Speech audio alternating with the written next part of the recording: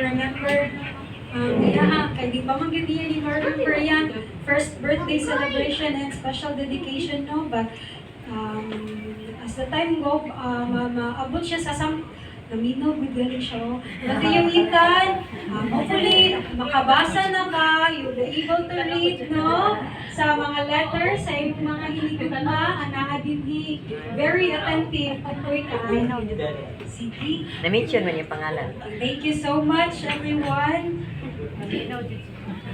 To start na.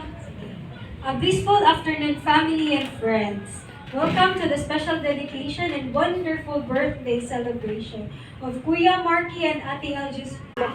Tan! Nga, padugay-dugay.